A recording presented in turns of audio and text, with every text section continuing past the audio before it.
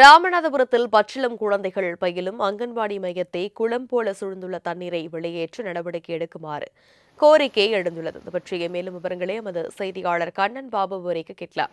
வணக்கம் கண்ணன் பாபு, அங்கன்வாடி மையத்தை சூழ்ந்திருக்கக்கூடிய அந்த நீரை அகற்றுவதற்கு நடவடிக்கை என்ன மேற்கொள்ளப்பட்டிருக்கு, விவரம் என்ன? வணக்கம் தனலட்சுமி. ராமநாதபுரம் நகராட்சிக்கு உட்பட்ட பகுதியில் தண்ணீரில் மிதக்கும் அங்கன்வாடி மையத்தால் பச்சிளம் குழந்தைகள் பெரும் அவதிக்குள்ளாகி வருகின்றனர். ராமநாதபுரம் நொச்சிவேல் ஊரணி பகுதியில் பூங்கா வளாகத்தில் மேல்நிலை நீர்த்தேக்க தொட்டியும் அங்கன்வாடி மையமும் செயல்பட்டு வருகிறது.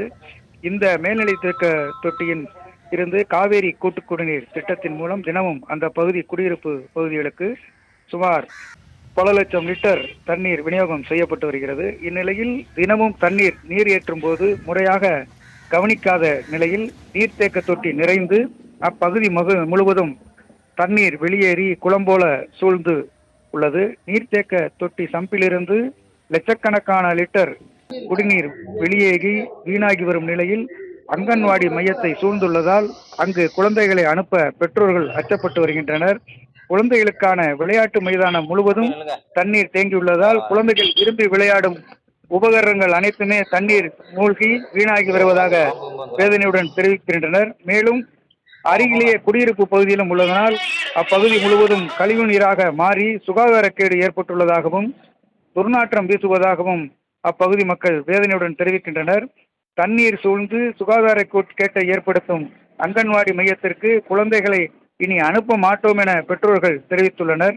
மாவட்டத்தில் பல கிராமங்களில் இன்றும் குடிநீர் கிடைக்காமல் பொதுமக்கள் கஷ்டப்பட்டு வரும் நிலையில் நகராட்சி நிர்வாகத்தில் உள்ள நீர்த்தேக்க தொட்டி பல நூறு கிலோமீட்டர் தொலைவிலிருந்து காவேரி குடிநீர் வந்து விநியோகம் செய்யப்படும் நிலையில் குடிநீரை வீணாக்குவது வேதனை அளிப்பதாக சமூக ஆர்வலர்கள் தெரிவித்துள்ளனர்.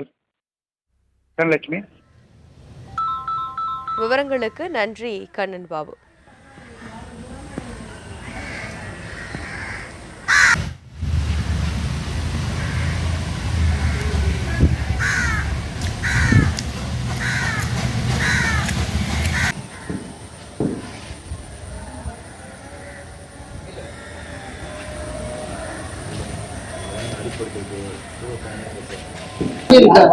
சுத்தி